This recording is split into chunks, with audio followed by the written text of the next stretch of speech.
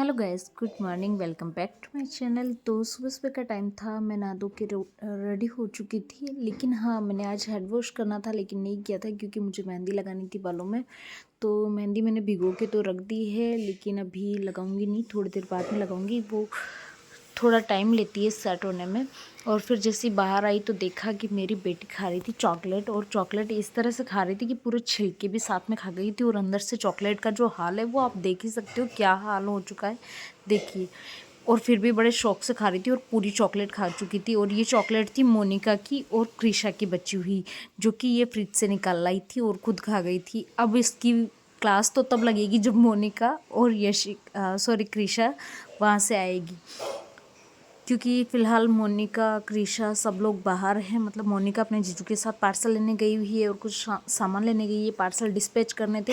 मतलब सारे काम एक साथ ही थे, वो सारे करने गई है। और कल मेरी बेटी के हाथ में लग गई थी, आप देख सकते हो। मतलब इसके उंगली में 2 टांके भी आए थे और बहुत ख़तरनाक लगी थी इसके हाथ में। लेकिन कोई ना, मेरी बेटी बड़ी स्ट्रांग है, मुझे ऐसा लगा देख के। लेकिन यहाँ पे जो कचरा ये कर रही थी ना, वो मुझसे बर्दाश्त नहीं हो रहा था। कुछ कपड़े धोने के लिए डाले थे, कुछ मैंने धो के सुखा दिए थे। तब तक देखा कि बाहर गाड़ी की आवाज़ आई तो देखा कि पतिदेव आ चुके थे। कृषा भी स्कूल से आ गई थी। एक पार्सल था जो कि कस्टमर का रिटर्न आया था, घर का ये लोग सामान लेके आए, वो लाके दीपसा ने बाहर ही रख दिया था। वो अंदर रखने नहीं गए, बोले कि पहले मैं सब्जियों में पानी दे देता हूँ। सब्जियों में क्या, यहाँ पे इन्होंने 1-2 छोटे छोटे पौधे उगाए हैं गोभी के, ठीक है। तो उनका जी अभी उसी में अटका पड़ा है, वो काम करेंगे। इधर कृषा वो आ गई थी अंदर और मुझे बता रही थी, मम्मा मेरी चॉकलेट कहाँ गई। तो मैंने इससे बताया कि ये खा गई। तो ये बोलती है मैंने अपनी 3 चॉकलेट रखी थी। तब तक मोनिका बोलती है मेरी 3 चॉकलेट थी और मेरी तीनों की तीनों गायब है फ्रिज से। मैंने बोला भाई ये खा गई और कोई नहीं खाया। उसने कहा अगर आपने खाई होगी ना तो मैं आपको बता ही दूंगी, देख लेना।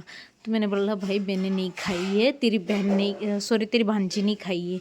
लेकिन अब इस बेचारे को क्या पता कि इसमें से थोड़ी सी तो मैंने भी खाई थी, लिटल लिटल। लेकिन अब क्या ही हो सकता है, मैं इसे बताऊंगी नहीं। लेकिन जब ये इस ब्लॉग को देखेगी ना तब इसे पता चल ही जाएगा कि हाँ थोड़ी सी दीदी ने भी खाई है। इधर हमारे पतिदेव दे रहे थे अपनी गोभी को पानी। तब मैंने इन्हें बोला कि साहब जी पानी बाद में दे देना, चप्पल उल्टी पड़ी है उससे भी सीधी कर दो। फिर मेरी बहन लेके आई थी अपने लिए सुपारी, और पता नहीं क्यों इससे सुपारी बहुत पसंद है, मीठी वाली। तो ये लेके आई थी। इधर इसके जीजू इसे डांट रहे थे कि सुपारी मत खाया करो, ये सेहत के लिए अच्छी नहीं होती है, ये वो ऐसा वैसा। फिर ये बोल रही थी, बोले जीजू मैं नहीं खाती हूँ, पूरे दिन दीदी को भी देती हूँ, मैं अकेले पूरी नहीं खाती। इसने मुझे कैसे भी करके 2 दाने तो दे दिए थे। और फिर बाकी की जो बची हुई थी वो दीपसा उससे छुड़ा के ले गए थे। तो मैंने अपनी तो खा ली कि कोई ना, इन दोनों को झगड़ने दो, अपने खा लेते। तभी मेरा ध्यान गया मेरे एलोवेरा के ऊपर, क्योंकि ये पूरी तरह से पता नहीं इसमें भी अब कुछ हो रहा है। ये देखिए जगह जगह से काला पड़ गया था और अंदर पता नहीं कीड़ा लग गया है क्या। तो ये थोड़ा थोड़ा दागी जैसे हो रहे बीच बीच के अंदर, पता नहीं क्यों ऐसा हो रहा है, समझ ही नहीं आ रहा है मुझे।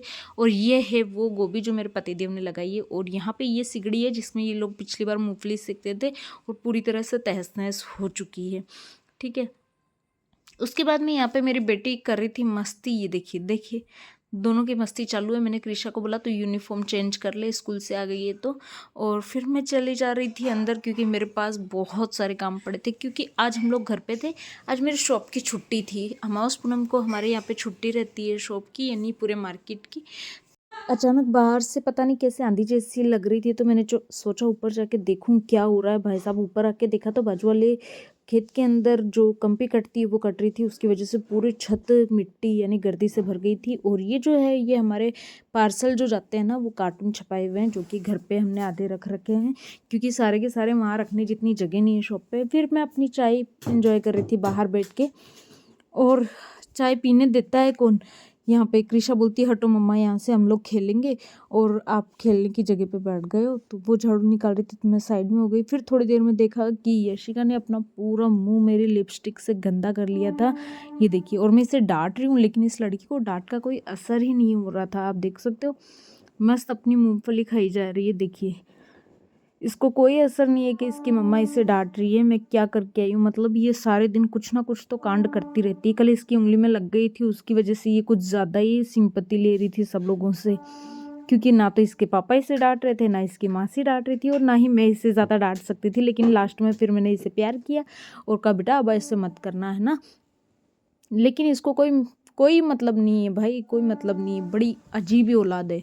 फिर मैंने धीरे से सोचा कि चलो इसका मुंह साफ़ कर देती हूँ। फिर मैंने इसको पकड़ के इसका मुंह साफ़ किया और मैं इसे समझा रही थी, बेटा ऐसा नहीं करते और आगे से ऐसा मत करना, लिपस्टिक ख़राब हो जाती है और आपकी स्किन पे भी एलर्जी वगैरह इन्फेक्शन वगैरह हो सकता है। लेकिन ये बोलती है नहीं करूँगी, इसको कोई असर नहीं था। फिर बाद में तो मेरी उंगली खाने को दौड़ रही थी, ये देखिए। लेकिन बड़ी क्यूट है, कुछ भी कहो बहुत अच्छी है मेरी बेटी। फिर ये मुझे खिलाने लगी थी, मैंने इसे इतना डांटा, उसके बाद में भी ये मुझे सामने से खिला रही थी मूंगफली। फिर थोड़ी देर बाद में मैं उसकी बहन ने बना लिया था खाना, फिर हम दोनों बहन खाना खाने बैठे थे और खाने के अंदर इसने बनाई थी टमाटर हरी मिर्ची की चटनी, रोटी, छाछ थी और इसका फेवरेट नमक था। भाई नमक तो हमारे बहन के लिए होना ही चाहिए खाने में, भले सब्जी में कम हो या ना हो लेकिन इसके लिए होना चाहिए। फिर खाना खाने के बाद में हम दोनों मस्ती करते जा रहे थे, खाते जा रहे थे और फिर बाहर से आवाज़ आ रही थी कृषा की। तो मैंने जाके देखा ये रस्सी कूद रही थी यहाँ पे। तो मैंने बोला हाँ भाई ये कोई टाइम है रस्सी कूदने का। फिर खाना खाने के बाद में मुझे भी हल्की हल्की सर्दी लग रही थी, तो सोचा धूप में जाके बैठूँ। तब तक इन दोनों बहनों में हो गई लड़ाई खतरनाक वाली। यशिका इतनी ज़ोर से रोने लगी कि उसे लेके मुझे नीचे बैठना पड़ा और कृषा यहाँ पे उसकी जो मूंगफलियाँ गिर गई थी, दाने गिर गए थे, उनको उठा के वापस रख रही थी। और इधर सूर्यास्त होने वाला था, बाहर देख सकते हो ऐसा लग रहा है जैसे दोपहर हो रही, लेकिन सूर्यास्त हो चुका था लगभग। फिर मुझे पता नहीं क्यों ऐसा याद आया कि मैंने मेहंदी भिगो के रखी थी, क्या करूँ अब लगाऊँ या नहीं लगाऊँ। दिन छुप गया था और लाइटें भी चली गई थी, लेकिन फिर भी मैंने अपने दिल को समझाया और बालों को सुलझाया। सोचा कि लगा ही लेती हूँ क्योंकि फिर कल दुकान चली जाऊँगी, फिर मुझे फिर से टाइम नहीं मिल पाएगा, पूरे 15 दिन के लिए मैं बिज़ी हो जाऊँगी। वैसे तो आजकल मैं लेट ही जाती हूँ शॉप, मुझे डेली 11-12 बज जाते हैं शॉप जाते जाते। लेकिन फिर भी एक मेहंदी लगाने में इतने बड़े बालों में बहुत ज़्यादा टाइम लग जाता है उसे सूखने के अंदर। और अभी सर्दी का जो टाइम है ना, इसमें मेहंदी जल्दी से सूखती भी नहीं है बालों के अंदर। और मैं हमेशा छुट्टी वाले दिन अपने बालों में मेहंदी लगाती हूँ क्योंकि मुझे शुरू से आदत है मेहंदी लगाने की। और बाल मेरे ओढ़ने की वजह से इतने गंदे वाले उलझ जाते हैं ना जिसकी कोई हद नहीं। इतने बड़े बाल होने के बाद में पता नहीं कैसे उलझ जाते हैं। नहाने के बाद में तो मुझे सबसे ज़्यादा जोर ही छोटी करने के अंदर आता है। कैसे जैसे करके मैंने अपने बालों को सुलझाया और बाल सुलझाने के बाद में सोचा अब मैं जाके अपने बालों को मेहंदी लगा लेती हूँ क्योंकि थोड़ा थोड़ा दिन छुपना बाकी था। तो सोचा था इतने टाइम में तो हो ही जाएगा अपना काम। और जैसे ही देखा पीछे मोनिका वो क्या गई थी रेडी, ये अपनी रील शूट करने वाली थी इसलिए इसने पहनी थी ये नई ज्वेलरी जो कि अभी इसके पेज के ऊपर आई है।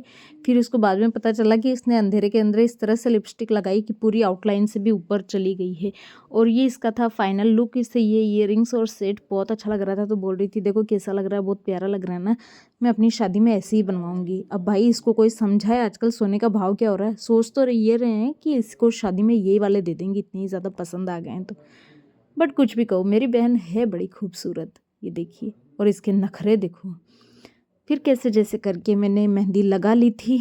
ऑलमोस्ट अंधेरा हो ही चुका था लेकिन फिर भी मैंने कैसे भी कर आके अपनी मेहंदी लगा ली थी। और दिन आप देख सकते हो पूरी तरह से छुप चुका था, अंधेरा हो ही गया था ऑलमोस्ट, लेकिन फिर भी लगा ली। और लाइटें भी नहीं आई थी इसलिए मुझे बाहर बैठ के लगानी पड़ी थी। फिर मैंने सोचा कि अगर थोड़ा बहुत ऊपर उजाला होगा और हवा चल रही होगी तो मैं फटाफट से छत पे जाके अपने बाल सुखा लूँगी। और ये रील्स बना के नीचे आ गई थी और मुझे बोल रही थी कि कहाँ जा रहे हो आप, ऊपर जीजू झाड़ू लगा रहे हैं, क्योंकि छत बहुत गंदी हो चुकी थी। तो ऊपर आके देखा पतिदेव सच में झाड़ू लगा रहे थे क्योंकि बहुत सारी मिट्टी हो गई थी ना, गर्दी हो गई थी। फिर मैंने इन्हें बोला क्यों झाड़ू लगा रहे हो, शाम हो चुकी है, सूरज ढल चुका है, अब नीचे चलो, बहुत हो गया आपका काम काज। और साथ में देखा कि अभी भी वो जो होती ना घास कटती है वो कट रही थी। तो मैंने बोला क्यों आप मेहनत कर रहे हो, कोई मतलब नहीं है, ये वापस से रात भर में पूरी छत गंदी हो जाएगी, अभी 1-2 दिन रहने दो, उसके बाद में हम साथ में पूरी छत क्लीन कर देंगे। लेकिन पतिदेव मानने वाले कहाँ हैं। और यहाँ पे मेरी बेटी को इतने मज़े आ रहे थे ना, मतलब इसको ना छत पे नीचे कहीं पे भी ले जाओ इसकी नौटंकी चालू ही रहती है। तो भाई साहब ये था आज पूरे दिन का शेड्यूल और बीच बीच में बहुत सारे काम किए। मेहंदी तो अब देखो मेरी सूखने वाली नहीं है, मैं हो सकता है रात को लेट ही इसे वॉश करूँगी। अब मिलते हैं नेक्स्ट व्लॉग में, तब तक के लिए टाटा बाय बाय। और ये देखो इसकी मस्ती अभी भी चालू ही है।